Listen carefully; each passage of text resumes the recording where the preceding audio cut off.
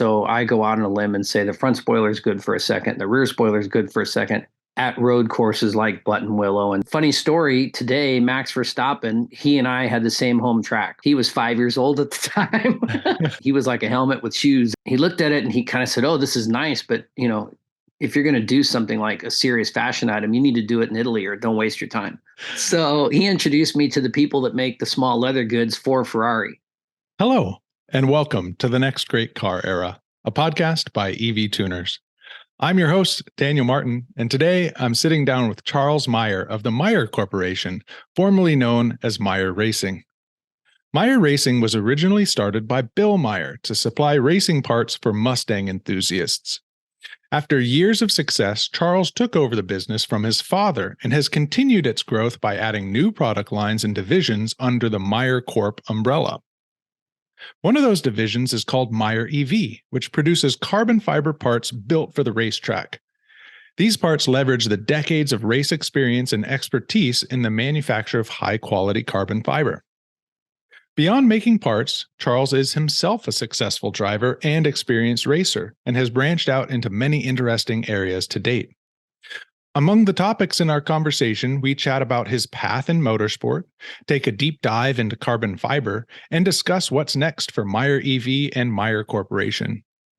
Before we dive in, please remember to like and subscribe on YouTube, leave a review anywhere you listen to podcasts, and follow us on Instagram. It helps a ton, and I really appreciate it. And with that, now enjoy. Well, with that, Charles, welcome, and thank you for joining me today. My pleasure. We have a ton to talk about. And before we do, maybe you can just give us a quick intro and background. Yeah, let's see. As funny as it sounds to say it like this, I was born in 1969, and my dad started the business Maier Racing at the time. And my mom tells me that they took me to the races right out of the gate, and I was sleeping through them firing up engines and tuning carburetors and all this kind of stuff with wide open exhaust. So every year of my life, I've been at the racetrack. So that's how I started. And my dad started working on, he raced Porsches, he raced Austin Healey's, a variety of things on a very low level, primarily autocrossing. In the 60s, and then he started to get in the late 60s into road racing. And for whatever reason, he gravitated to a Mustang. And so he got a 68 Mustang. That was his first full-fledged effort to a full road race car. Because back in the 60s, a racing car for autocrossing or even road racing was something that you drove from home to the racetrack. You may or may not have a second set of tires, and then you drove it back. And then shortly, late 60s, early 70s, it became something that you load up on a trailer. You've got committed tires and racing gas and an engine with high compression and, all these other things that don't really make it street able. Yeah. So he started to do that with this Mustang, and he got in his brain that he was going to be Mustangs forever kind of a thing.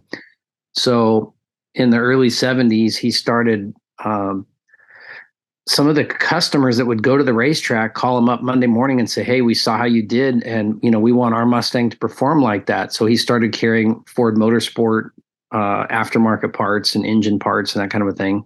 And then eventually he got the idea to put bigger tires and wheels on it. So he flared it. He flared the car, wide bodied it, as people say now. Mm-hmm. And he did that on his own. And again, just sort of this natural, organic evolution of the process happened, where he started offering all the parts that he made. And he learned how to make fiberglass parts in like 1971 or 72. And it was sort of the boating process. Mm-hmm.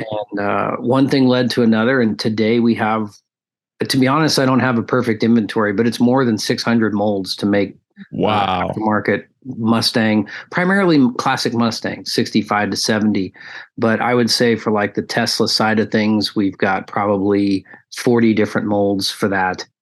So it's growing. And as funny as it is, the Tesla side of things grew the same way, in the sense that a guy that I know, that his dad, as I mentioned before, his dad used to race with my dad in the 80s in Trans Am.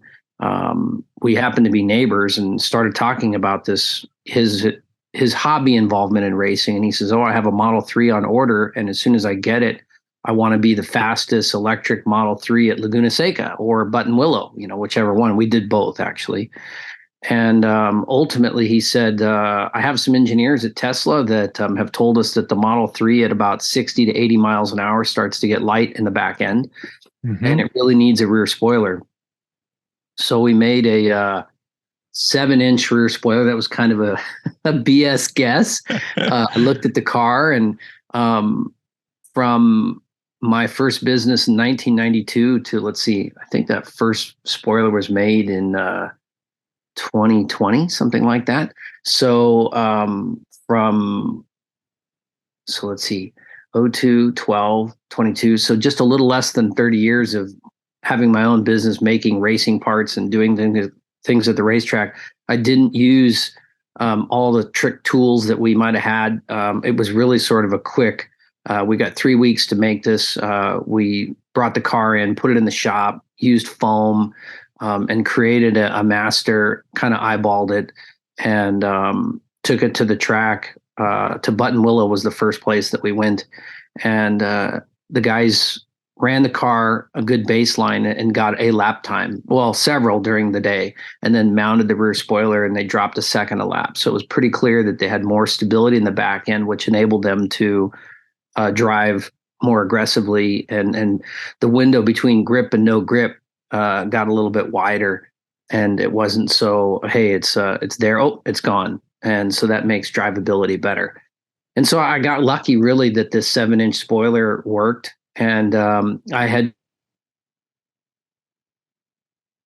made it was mostly my idea that if you add downforce to the back, which is going to give you grip in the back of the car, that you should have the option to balance it out in the front. So when you're adding downforce to front or rear, you want to tune in, because you may gain what you wanted in the back, but now the front end's loose. So what that means to someone that may not comprehend that language is, you go into the corner, you turn the wheel, and the car goes straight. So you need a little bit more balance, more downforce in the front, so that it's somewhat evenly applied. So I had made this front spoiler, again, kind of this look and design, and get a feel for what's worked in other cars. And we put that together, and the guys really waited till at the Buttonwillow event. We had Friday all day, Saturday all day, Sunday all day. And the last session, Sunday, they hadn't put the front spoiler on yet. And I said, "Hey, I know you didn't really ask for it, but why not give it a try? You've done all these other things. You've done alignment and tire pressures and, anything that you could kind of tweak out of the car somewhat easily. Let's put that spoiler on and find out." So we didn't have time to really completely bolt it into place. So we kind of mounted it up and duct taped it in. And we had 2-sided tape, but we wanted to make sure that there weren't any other issues. And now our version has bolts to fully secure it. But they went out. They did the last session on the front spoiler. They kind of botched the lap, which means that they made a few mistakes, and still increased 0.8 of a second over their best time all week. So that's nearly a second. So I go out on a limb and say the front spoiler is good for a second, the rear spoiler is good for a second at road courses like Buttonwillow. And we eventually went to Laguna. And I think for a short window of time, that car held the fastest EV Model 3 at Laguna. But I don't know who currently has that record. And the guys at Mountain Pass Performance, do you know those guys? I do. Yeah. They were very much involved in all aspects of this car and what was done, and putting their suspension on it. And they also drove it. And we went a little bit further than what I offer right now, with some additional, like I put a gurney rear gurney lip on the back spoiler eventually. But that was further down the road. So I could go on and on and on, but that's the sort of short intro. Yeah, that's amazing. And what's really cool, I think, I discovered you guys by looking at some folks that were putting fast times down. And I know Jordan Priestley, Revolting Motorsports. And so I found your parts through that, and have just been really excited about how the company and you are leveraging your real world race experience into building these parts. And then they go and they're actually being used. And I think that that's a really neat story. You were telling me a bit about your own personal, I mean, you have your family in motorsport. It's funny. I was at Button Willow this last weekend. I think I told you. And because the Tesla is heavy, a bunch of my friends are driving GT350s, Mustangs. I've been saying I'm like an honorary Mustang now. And I was telling them, oh, I'm going to get this kit. And I was talking to Charles and we're going to do an episode. And they were like, oh my gosh, Charles Maier, Maier Racing. That's awesome. Like they do such cool stuff. I'd love to hear more about like you driving on the track and some of your background racing. You said you were even racing in Europe for a time. Yeah. So it's an interesting thing because I really wanted to start racing at a young age. My first recollection of having an opportunity to drive was at 5 or 6 years old. And we had a family friend that was doing quarter midgets, which is basically roundy round go-karts kind of a thing. And I remember, as funny as this is, even at that young age, I remember visiting with this guy, Jim, and seeing the race cars that his son had. And he wanted me to be a teammate to his son, and him having the discussion with my dad saying, hey, we want to invite Charlie to go ahead and drive and help my son develop a car. And when two people drive on a team together, provided their personalities don't clash, which is tough because you're both chasing the same goal, to win. Right. You can help each other and complement the setup and figure out, why is one guy a second faster than the other guy? And then you start looking at, the mechanics of it, or asking when one person's on the gas or on the brake, and maybe you learn something from it. And my dad very clearly told Jim, as long as I'm racing, we have one person in the family racing. I was just like, what? Oh, no. I was completely blown away. I was so bummed. So I really didn't get a chance to drive and get behind the wheel until I was almost 18 years old. And I started in autocrossing. And my dad's career had kind of tapered off a little bit at that point. And he wasn't as regularly at the track. He was more focused on his business. He did race 27 years consecutively. And then I was at a point where I found out very quickly that the racing that I wanted to do was very expensive. At least it's all relative, right? I wanted to go road racing. I didn't really want to do autocrossing, and I did some autocrossing. Yeah. And that was probably, putting it into a date, that was somewhere in the mid to late 80s. So like 88, somewhere in there. And then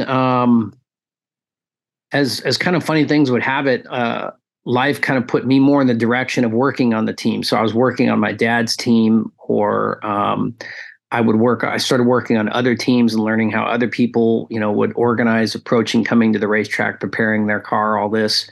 And then in 1992, I started building my own business, building carbon fiber parts. So I build bodies for the Trans Am series. And the Trans Am series still runs today, by the way. They had some period where they were kind of, they slowed down, didn't have too much activity, but apparently it's pretty strong now. So I used to build bodies for that. I built carbon fiber valve covers, did all that, started in 92. And I'll get to the racing point, but I had a gap of my driving. I did autocrossing and all that for maybe 2 or 3 years. And then I really focused on just building and creating parts for the racing industry. So I did that from 92. And then in 1997, I sold my business to K&N Air Filters in Riverside, California is where they're headquartered at. Right. So I went to work for them. I taught them the carbon fiber process of everything that I was doing, brought them the valve covers that we were doing for all these different race applications. And ultimately, skipping through some details, I left K&N. I was there for about a year, transitioning my business to them. And then I got an invitation to come back, which is really kind of funny, but they said they had this office in Europe, and they said it looked good on paper, the business plan, but it's not working very well. Would you have an interest in going and running that for us? And so I moved to the Netherlands, and I lived there almost 5 years. And while I was there, I got the opportunity to race go-karts. And go-karts in Europe it's kind of a different level. It's it would be comparable to maybe saying that you play soccer here in the States, but you decided to go play soccer in England, in Manchester for 3 years. It's like, It's such an intense level. They're on the track every single week of the year, rain, snow, sunshine, whatever. They don't care. They're always on the track. And they're not on the track 1 day a week. They're on the track 3 days a week, 4 days a week. The guy who owned the team, he had 7 drivers for him, and he literally lived at the racetrack. He had an apartment just connected to the racetrack. Wow. So their commitment was like intense. So I started racing shifter carts was my first thing. And the guy laughed at me and he said, "Why are you racing shifter carts? Like you're not ready for that." And I'm like, "Oh no, I've been around racing my whole life. I comprehend this. I'm going to get this. My dad was a race car driver." I was so wrong. After 9 months, he finally looked at me and he says, "Are you going to stop screwing around?" That's the polite family version of what he said. And I'm like, "Yes, okay, I give up. I need to learn.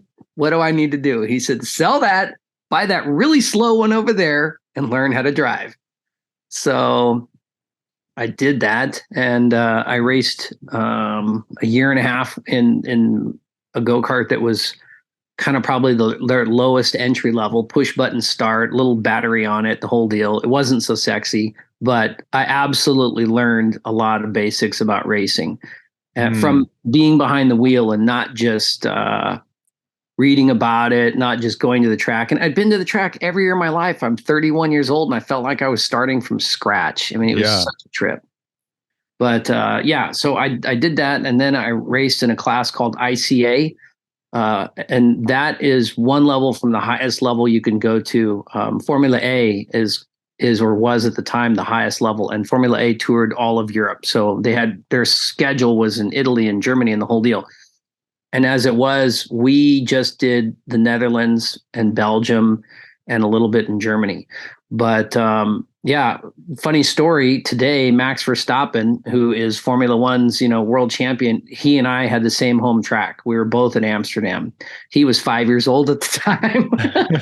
But it was really great. He was like a helmet with shoes at the time. That's what he looked like.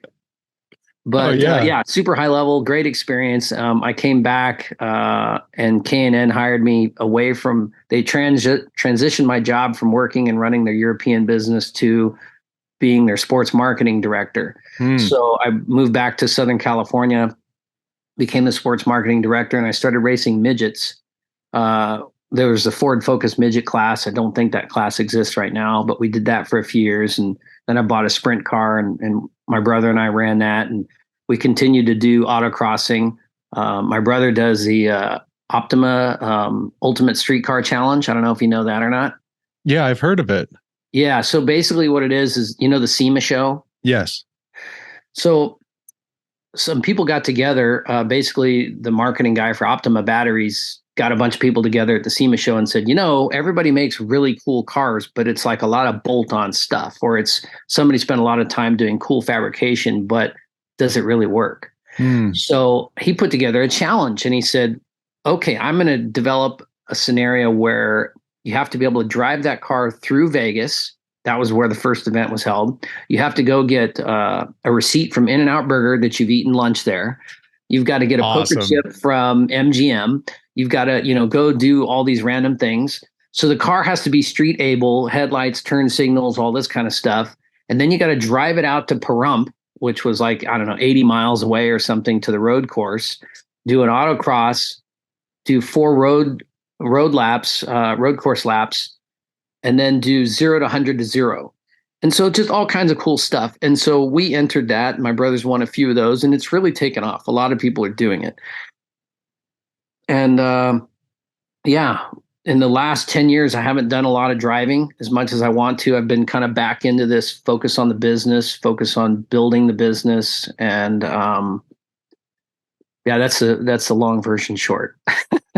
That there's so much in there that is really inspirational. I think that racing is one of those things that the stereotype is you have to start super young, but your story here is someone who didn't necessarily do that. And that's really cool for those other of us guys who are older, getting really excited, going to track days and feeling like there's still meaningful skills to be gained. Absolutely. It's funny, kind of a sporting comparison is that a lot of people think in triathlons. I did triathlons for 5 years, and they think that you got to be 18 years old, 20 years old, 22 years old to be able to win a triathlon. And the fact of the matter is, the number one category is between 35 and like 42 years old to win the Ironman, to win, on that level, because it requires not just physical effort to get it done. It requires a lot of psychological pacing yourself and knowing when to be on and when to be off. And the same thing applies, I think, in racing to some degree. You've got people that have no problem standing on the gas pedal, or the throttle, or whatever they call it in an electric car, but it's still the gas pedal. Yeah. Which you have to realize, pacing yourself. And I think that if anybody really wants to get into the sport, the benefit of being into the automotive racing scene is that it's really just a personal commitment. If you really want to learn how to drive a car, how to prepare a car, and do all of it, it's just how deep do you want to go? How much persistence do you want to make? And it's, money is a lot of it, but I think that there are plenty of options in this day and age that if you have some discretionary income, you can do whatever it is that you're doing and get pretty good at it. You may not be able to go every weekend, but along those lines, you can go out and be competitive and safe and have a good time. Well, I'm excited to check out the Optima Streetcar Challenge in a few months, because I'm going to SEMA this year. It's actually my first year being there. It's part of EVTUNERS and my growth here. I'm now going as media to SEMA, and I'll be there all week. So it should be really fun. Yeah, cool. There's lots to learn. There's lots of people there. You've got some riffraff that kind of float around. You got to get past that and find out who's really doing the business. But it's a cool experience. So you had mentioned that you came back to the States working for K&N, but then you mentioned like focusing on the business. So somewhere in there's a shift where you went from sports marketing for K&N back to carbon fiber. Is that right? Yes, right. So I never actually left the carbon fiber scene. But what happened was, in my life, it went back and forth from being a primary focus to a secondary focus. So when I was in Europe, my experience and exposure with carbon fiber was I started a bag and wallet business. I had actually started it before I went to Europe, but I got deep into it when I went to Europe because I met the CEO of Momo. I don't know if you've ever heard of Momo, like Momo wheels. Steering wheels? Yeah, right. Yeah. So the CEO, they actually sold K&N air filters through their Italian distribution. I don't know how that got set up. That happened before me, but I became friends with him, and I had this carbon fiber wallet. It was a flexible wallet made in China. And that was something I had going in San Francisco. And he looked at it and he kind of said, "Oh, this is nice, but if you're going to do something like a serious fashion item, you need to do it in Italy or don't waste your time." Okay. Yep. So he introduced me to the people that make the small leather goods for Ferrari. And that was the beginning of another whole direction in my life. So I did carbon fiber bags, like attachés, carbon fiber wallets of all different sizes. I did carbon fiber women's hobo bags, clutches, high heels, wedges, all kinds of stuff. And so that was always kind of going on in the background while I was working for K&N Filters. And then ultimately, the sports marketing thing I did for them was a massive commitment. I was at the racetrack representing them and finding teams and sponsorships and working relationships. I'd go to 52 races a year, which is a lot. Yeah. And so, I mean, it wouldn't be unusual for me to be at a race in Indiana on a Friday night and then go to Iowa for Saturday night to a different event. And, it's all over the place. So it was difficult to really have a full-fledged, full-on business effort to the carbon fiber, accessories. But I just kind of kept it going, and I sold it through my own brand and that kind of a thing. And then once I left K&N Filters, the transition was I ultimately moved to North Carolina from Los Angeles to the Charlotte area, and I ended up becoming a sales rep for 3 companies: K&N Filters and everything they did at NASCAR, So they used me to be their relationship and navigate how to work in NASCAR and get all the relationships with Penske and Richard Childress and Roush and all that, and organize those relationships. And then I took on two other companies, JRI Shocks. You might have heard of them. They're top of the board right now for a shock company. They were just coming together. The main guy, Jeff Ryan, that's for the JR and the JRI. He left Penske Shocks and started this new brand. So I helped them get into companies like Detroit Speed, which in the automotive aftermarket is a really big name for guys that specifically have Camaros. Some Mustang guys, but they're old school classic Camaros. Why is my brain fading on what the other one was? But Sparco. So Sparco, sure. Italy. I worked for them, and we developed a seat for NASCAR. So that was a 2-year project, and a carbon fiber $14,000 seat, one seat for the NASCAR teams to use, and it was sled tested and all this kind of stuff. So I was able to use my carbon fiber experience and then some true development of the materials and to make a seat that was ultimately approved in the NASCAR rulebook. So that transition kind of happened, and I finished that stint in like 2012, somewhere around there. Okay. And then my dad got sick, and ultimately I came back to California to take over Maier Racing. And then after a few years of making some changes and thinking about the future, I changed the company from Maier Racing to Maier Corporation. And Maier Racing is now a division of Maier Corporation. Maier EV is a division of Maier Corporation. Charles Maier bags, wallets, whatever I got going on still from Italy is a division of that. So it's all kind of bundled under one umbrella. Oh, that's cool. That's really cool. And some efficiency, some less compartmentalization in your mind, right? Because it's now one thing with several divisions.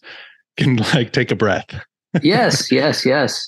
Somehow it fits in my brain. I love it. So carbon fiber is talked about a lot in racing, right? Mm-hmm. But then it's also talked a lot about in people who like to mod their cars. It's, I want carbon fiber mirror covers, carbon fiber, everything. Mm-hmm. And obviously in like fashion, even it's really popular and is a really cool material. That weave, you look at it, that's carbon fiber. Could you just take a moment and like explain what it is, like for a layman, someone who doesn't know what carbon fiber is, or they just know it as what it looks like, but they don't understand what it really is and why it's cool? Okay, so I tell this, I explain this, or I try to often. Little tangent, but between my brother and I and our business, we have taken on engineering students, specifically in the Bay Area. San Jose State University had a Formula SAE program. Okay. Are you familiar with what that is? Yeah, it's like students, I believe so. It's students who are getting together and they actually build a car, right? Yes, and then compete against each other. Correct. And there's universities all over. I want to say actually university competitions worldwide, but it's primarily in the United States. Okay. So Cal Berkeley might have one, and San Jose State has one. So the reason that I mention this is because if you were to go to Stanford, as an example, and you wanted to study carbon fiber composite structures, they don't let you really get into that until 5th year engineering, because they want you to have a really good comprehension of all these other basic subjects in engineering. So we've had many, many interns since 1992, not every year, but almost, from San Jose State working for us. And we're working with them because now those Formula SAE cars are becoming more and more carbon fiber. The last project I did with them, they were trying to do a carbon fiber wheel. And I ended up doing my move to Boise, Idaho, and I don't know how far along they got on that. But you get people that are green to the subject every single year coming in, kind of asking the same questions. And one of the things that I use as an example is, if you look at bridge structures like the San Francisco Bay Bridge or something along that line, it's full of cables. The entire structure is suspended by cables.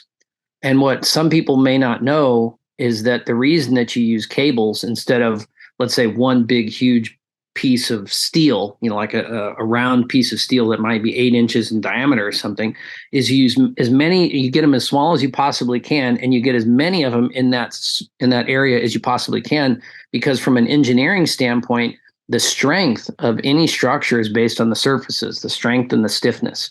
So specifically the stiffness in this case in the cables is that as a cable is pulled in one direction or twisted in another direction, it's the outer surfaces going through tension and going through compression if they're collapsing, and tension if they're stretching. And the more surface area that you're able to work on, the more stiffness you can get out of it, the more strength you can get out of it. And basically all the material inside, no matter what scale you're looking at, if you're looking at a little tiny, hair, so to speak, or it's this massive chunk that's easy with your eyes to comprehend, everything in the middle, all the material in the middle is kind of along for the ride.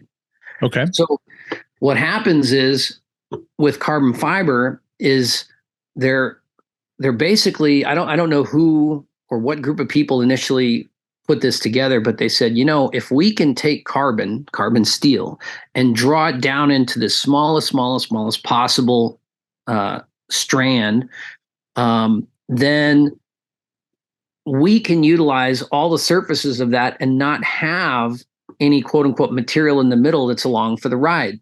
We can create a bundle of strands. So when you look at something, you like something that's real common. You go to a BMW and you look at the roof of it, and it's got this gorgeous carbon fiber. And you get up close enough and you look, and what looks like a single strand is called a toe. And that toe, typically, like on the BMW, is made up of 3,000 individual strands. Just that little tiny toe. Wow.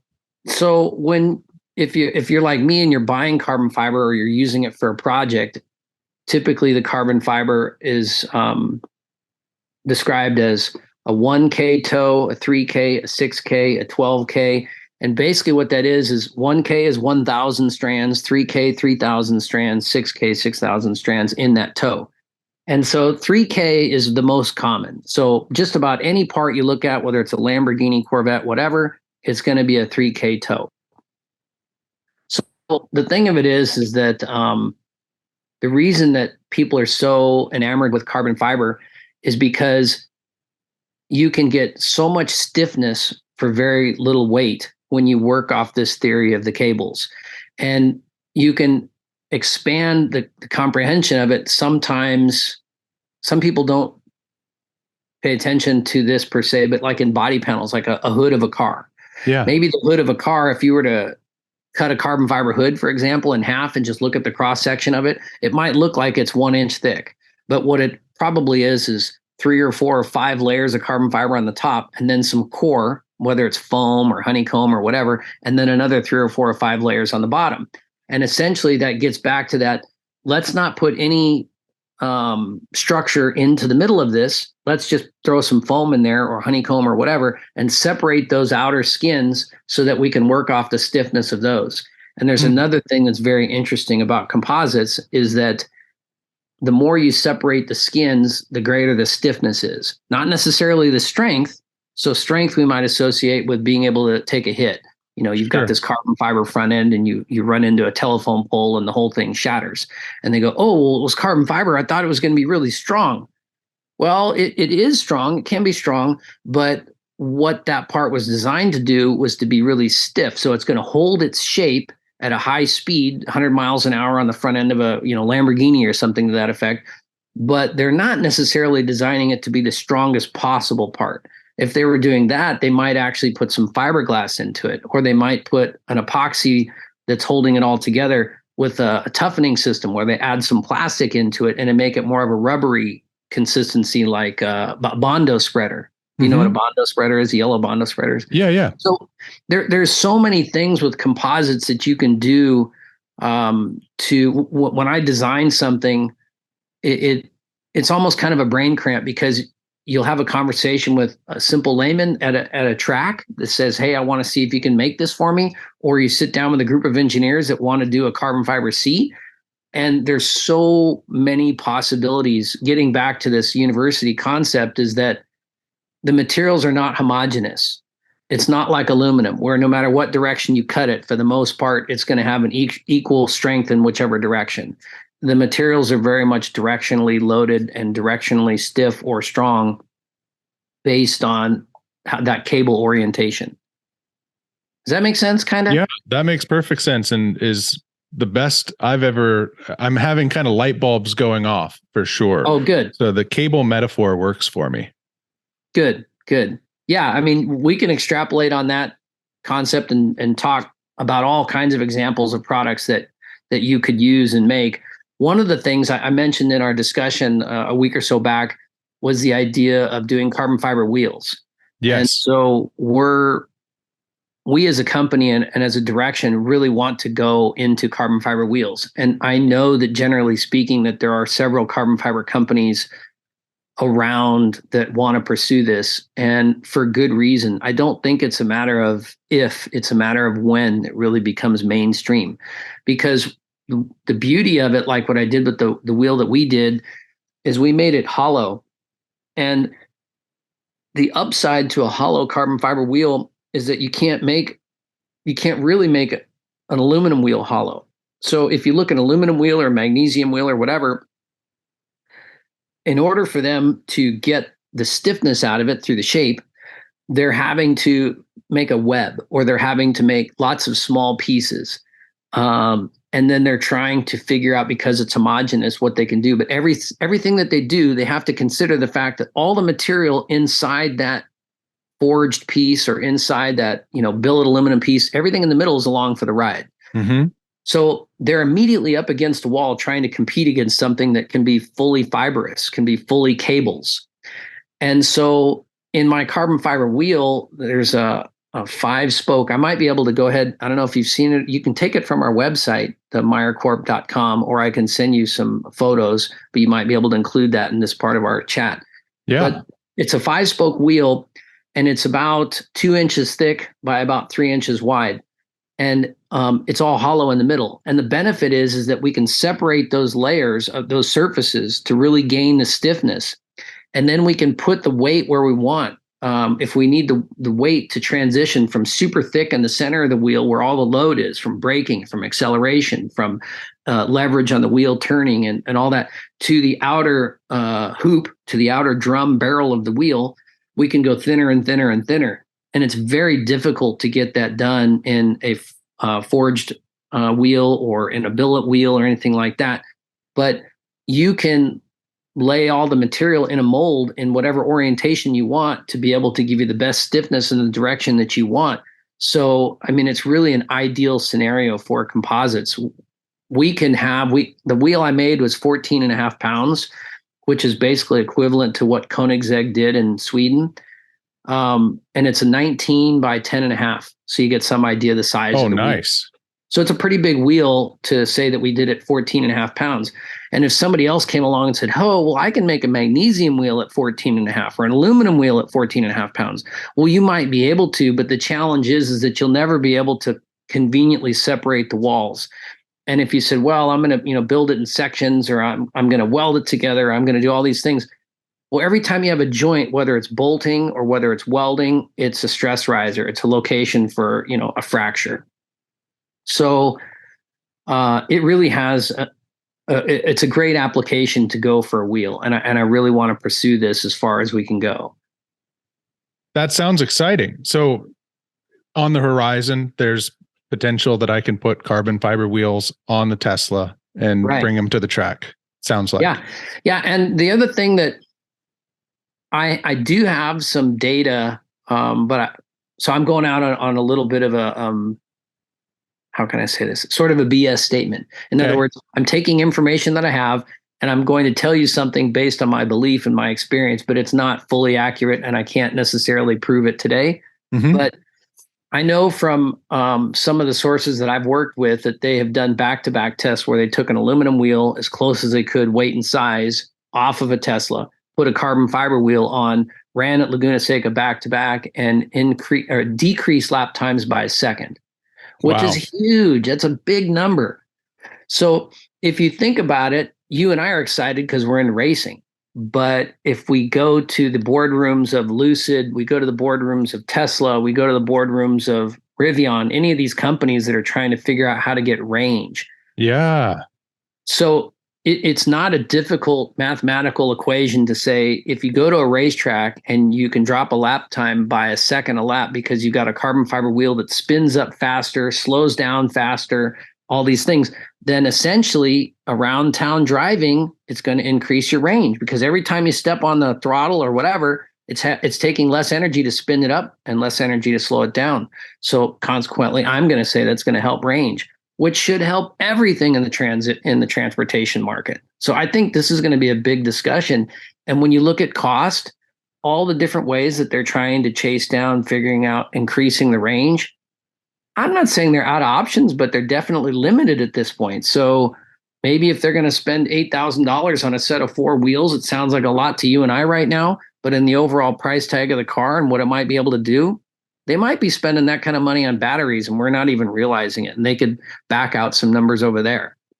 Oh, yeah. I think that for most of those brands you just mentioned, if you want to go for like the next step up in pack, it's 10 grand. So to go like a Ford Lightning to go from the 230 mile to the 320 mile pack, I think is 10 grand. So yeah, maybe there's an option in there that's 8 grand and gets you somewhere in between. Right. Yes. Right. And then, you can say, hey, it's cool looking. And in fact, if I do go to the track, it's going to perform better. And I think there's going to be a lot of benefit there. One thing that I've always wondered in looking at carbon fiber wheels, particularly, is how do they perform with things like heat?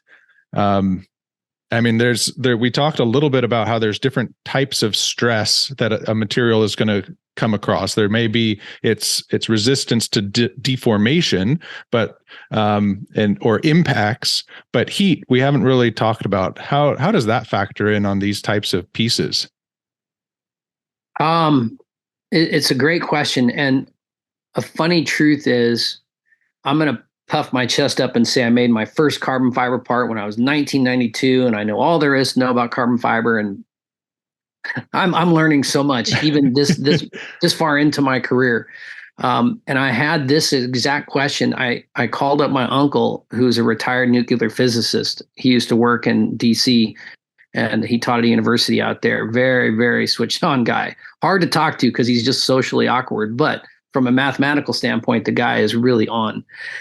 And I said, look, I have a question because I know for a fact, for firsthand experience, that if I build a mold or part or whatever, let's say a mold, for example, and I put it into the oven, it's like I need to put more energy. I need to put more heat into the mold to get the temperature with the thermocouple on the part to get up to temperature, because it's not like aluminum where it soaks up heat and then it's a heat sink and it just stays hot for a long period of time.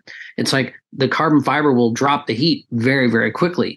And we used to make carbon fiber valve covers, and we did it in aluminum tooling, we did it in carbon fiber tooling and all these things. And as soon as we pulled it out of the oven, 250 degrees, within 30 seconds, we could pull a part out of a mold just with our hands. You couldn't touch that aluminum mold for maybe 20 minutes, but that carbon fiber part, you can pull it right out. Wow. And I said, why from a mathematical standpoint? I know this is, but I can't explain why. And he said, it's back to the cables. It's all the surfaces.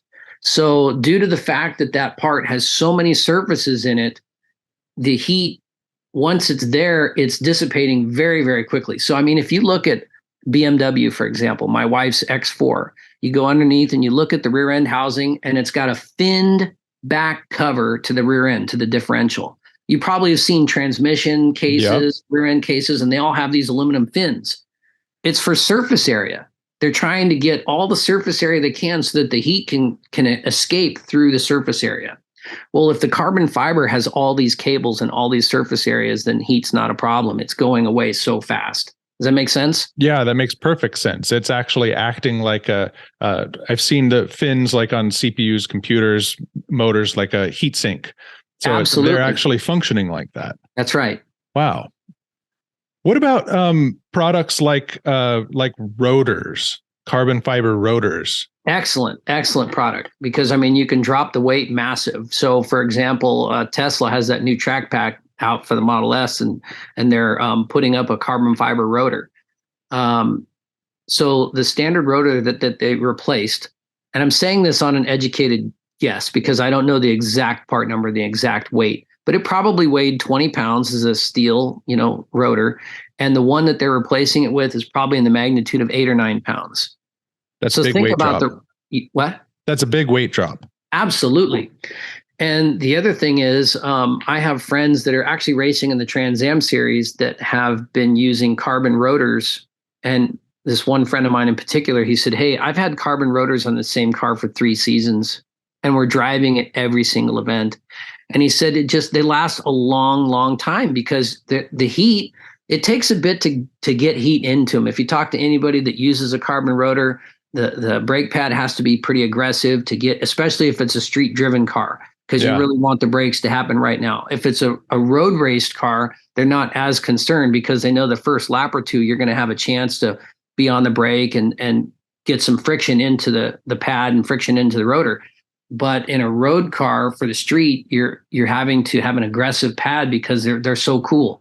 So if you're driving on them really, really hard, it takes a lot to get heat in them. And heat is the thing that is causing the degradation for the most part. So, they're really, really hard. They last a long time. They take weight out. They're expensive, but I think this is another thing. It wouldn't surprise me if this becomes more standard on EVs for that reason, just like the wheel. And are those manufactured, or maybe there's a bunch of different ways to go about it, but is it somewhat similar? So you have some layers and you're kind of making a solid piece, or is there some hollow space inside between the halves? So I'm going to qualify my answer with telling you this is another BS answer. Okay. I haven't made one, but I know a little bit about the process. Okay. So essentially, they make a laminate. Let's say it's 1 inch thick, like a big flat plate. Mm-hmm. And then what they do is they post cure it and they cook it up really high, and they try to burn off a lot of the matrix, which is the resin that's holding it together. And then, so let's say that the original lamination is, we'll just go with simple math, 50% fiber, 50% resin. So let's say they put it in the oven and they cure it out and they burn off 25% of the resin. So what they try to do is they essentially infuse, and this is where I haven't done it, so I don't know exactly how they do this, but they infuse the laminate with more fiber and more resin, and then apparently they try to do this process again. So they'll go ahead and try to get more fiber into it, burn off some of the resin, and do this a few times to get a very, very dense carbon composition at the end. Makes sense? That's what I was envisioning. It was like, this seems to be like it's getting denser and denser. And then you said dense, and I was like, okay, cool, I got it. Yeah, that's probably not far off what's actually happening, but I don't want anybody to take it to the bank and go, that guy said for sure. It's all right. We're making wild accusations here, but it's horseshoes, so we're close enough. Right. Yeah, that's really interesting. It makes sense though. What other parts do you see maybe benefiting from this? Car enthusiasts, race enthusiasts, are there things that people should be excited about? Well, I think that it's a nice benefit that the product can look sexy. Yeah. I'm absolutely 100% sure that nobody intended for it to be that way when they made it. But it can look really cool, clear coated, and for cosmetic pieces inside the car. Or I did that fashion company where I've done all these products made in Italy, and actually I did watch bands for Apple, all carbon fiber watch bands. And so I think that it's really cool that it looks great, but I think that the big areas of gain and improvement haven't yet come to pass. I think that the fact that it doesn't hold heat, it moves heat very, very quickly. You can get massive stiffness numbers with very low quantities of material. So just like in racing, when you factor those things into a race car, it allows you, if the racing sanction says the car has to have a minimum weight of whatever, and you put all these carbon fiber accessories on it and you bring the weight down 500 pounds under that, well, then you can start putting the weight where you want it. So from a competition standpoint, you're going to put it low. You're going to put it maybe in the back of the car, or, right next to the rear wheel, if that's where your driving is. So I think that the automotive industry may not look at it like we're trying to get the best lap times, but we're trying to get more range. So if you could take the overall weight of an electric car from 3,500 pounds to 3,000 pounds, but that enables them to put more battery in, or something along those lines, or put other electronics that are doing other things for the driver. Yeah. That they couldn't do because they were already pushing the weight limit. They could put things where they want. I did a carbon fiber chassis for a Mini Cooper. I have a 1960 Mini Cooper, and the whole bottom was rusted out. So it was like a Fred Flintstone type car. So I built a carbon fiber chassis out of carbon fiber I-beams. And the short version of the story is, when I made the I-beams, I did it in channels. So a channel, like I laid up on a rectangular piece of steel, like half of it. So I got a channel when I pulled it off, and I'd make two. I'd put them back to back, put a top and a bottom, and it gives me an I-beam. Well, I took those channels and I put them in between the I-beams and the floor of this chassis. And the catch is, after I made this chassis, I thought, people could build EV cars this way. A lot of people call an EV platform now a roller skate. Have you heard that term? Yes, absolutely. So you've got a lot of companies, like aftermarket companies, that are trying to do AC Cobras, or different kit cars, or classic Mustangs with an electric platform, that I think that we could start building these roller skates, so to speak, out of carbon fiber chassis, or even a fiberglass version where we could put the batteries down there. We could do a variety of things where it doesn't hold a lot of heat. All of them now are aluminum. And aluminum does what? It holds heat. Yeah, right. Okay, it's light, but we can be lighter, we can be stiffer, and we can move the temperature better.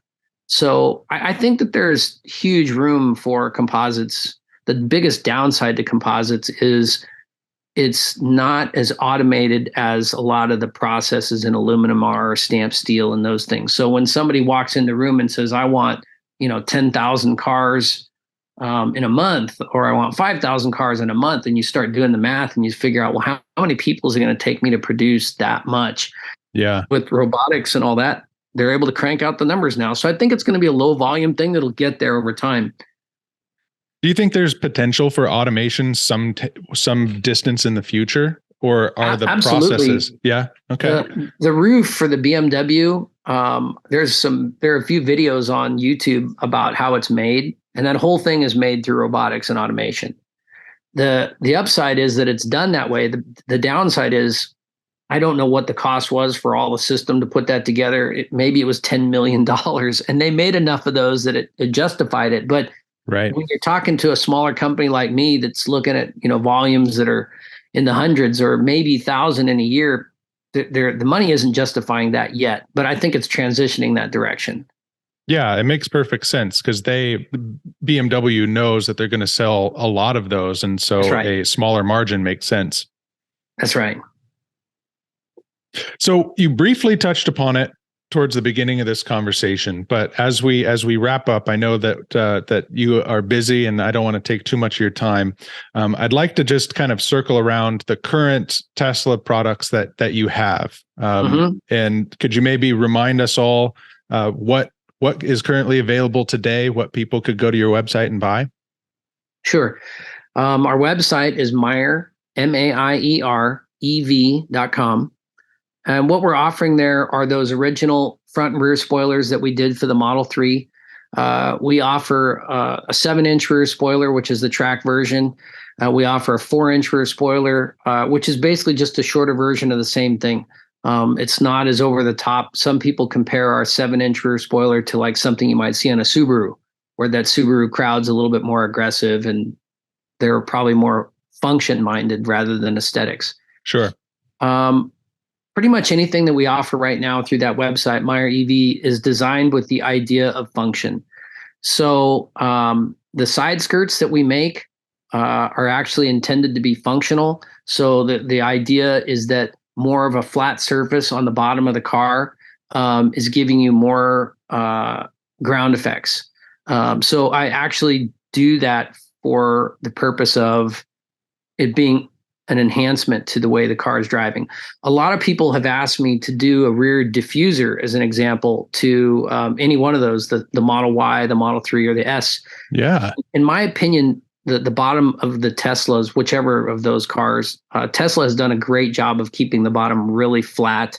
About the only thing, in my opinion, that we could really do to benefit by putting a rear diffuser on the back of a Tesla would be to really do a full competition style. And it would involve a pretty significant overhaul of the back end of the car. And I would argue that it's probably just incrementally better. So if a person was driving and I built this, amazing over the top rear diffuser for a Model 3 or something to that effect, in order for it to be better than what you have on the car right now, you have to probably be averaging speeds between 60 and 120 miles an hour, or it's not going to be doing you any benefit. And the amount of benefit is probably going to be this much. So I try to produce a product that is functional, that is aesthetically nice. I mentioned this to you before, and I'll say it now. There's a difference between a lot of the products that are out there by some of the competition. Won't name names, but even a Tesla, as a matter of fact, they're right off the shelf. They offer a real thin carbon fiber rear spoiler. Direct OE. All those parts are really nice. They're made typically from an epoxy. They're made pre-preg. When you look at the part, it looks flawless. It's really great. While we have an autoclave and we have the ability to make our parts that way, I choose not to. And so I mentioned this to you before, and I'll mention it to anybody that wants to know. We make our parts polyester resin. We hand lay it up, so every single part starts dry fabric, and with hands, not any automation whatsoever, we put it down into the mold. We use a marine clear gel coat, and essentially when the part comes out, we detail it all by hand. We sand. If it's a clear version, we offer black and clear. If it's a clear version, then we sand that all down and we spray it with a PPG. It's a high-end, $750 a gallon, high-end PPG urethane. And sometimes if there's a lot of debris in it from, the paint or whatever, if there's a lot of what we call orange peel, we'll sand it and buff it. So sometimes they're buffed and sometimes they're not. But if you looked at my parts versus something right from the factory at Tesla, you might sit there and say, oh, maybe there's a few imperfections. Maybe somebody touched the weave and there's a slight distortion in the weave, and you wouldn't normally see that in an epoxy pre-pregged part. And I say, well, I would still rather, in this case, do the polyester for this reason. Epoxies don't handle UV very well. So what happens is the part's going to brown out or turn a little amber or a little yellow. And if you spray a clear coat PPG over the top that's UV stable, that's stable, and it might, what's the word I'm looking for? Not defer, but extend the amount of time that it takes for that epoxy to brown out or to yellow out. But the adhesion between that polyurethane and the epoxy is very low. Epoxies don't like to stick to themselves, and polyurethanes don't stick to epoxies all that well. So my polyester parts, from an engineering standpoint, may not be absolutely perfect and ideal, but when you put it on the car 5 years from now, 10 years from now, it's not going to yellow out. If you get any damage and you need to repair it, all the Bondos that are polyester base, any of the polyesters that you buy at Lowe's or Home Depot, it's totally repairable. Epoxies are not repairable very easily. You really have to pay attention to what you're doing. So I've gone about this whole thing with more of a common sense. I don't want it to brown out. I want people to be able to repair it. I accept the fact that it's made by hand. We're making it here in the United States. We try to charge a fair and reasonable price. Some of the things that come out of Asia are absolutely gorgeous. I mean, it's like jewelry. But at the same time, if they're, again, made out of epoxies, they're going to brown out. And ultimately, they may or may not, that top layer of clear may or may not stick. And you can't really repair it. So the average guy is not going to be able to repair it. Yeah. Does that make sense? That makes perfect sense, and pretty important for folks who are taking such good care of their cars. And especially if you're on the track, dings happen, right? To be able to repair that is key. And if you're daily driving, it's impossible to avoid the sun. So that logic definitely holds. It makes perfect sense. Yeah. So there are a few things that we're doing that are trying to address that agenda. I mean, would I go out and buy, a brand new car with super cool epoxy carbon fiber parts on it? Yes, I'd be happy with it. But, there's a trade-off, I guess, at the end of the day. And this is just the choice that I made. I wouldn't argue with anybody that somebody else makes junk and I make perfect parts. It's just my thinking. Sure. Different right tool for the right job, right? That's kind of the old adage. Mm-hmm. And so currently we're looking at Model 3, Model Y, and Model S that have these parts for it, right? Yep. Front spoilers, rear spoilers. Model S is the only one that we do not offer a side skirt right now, but we do for the Y and the 3. And it's pretty much just been by demand. I don't have as many people asking for side skirts on the S.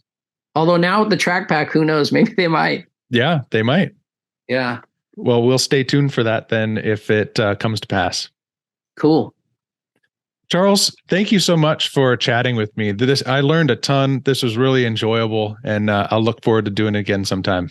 Awesome. Look forward to it. To be continued.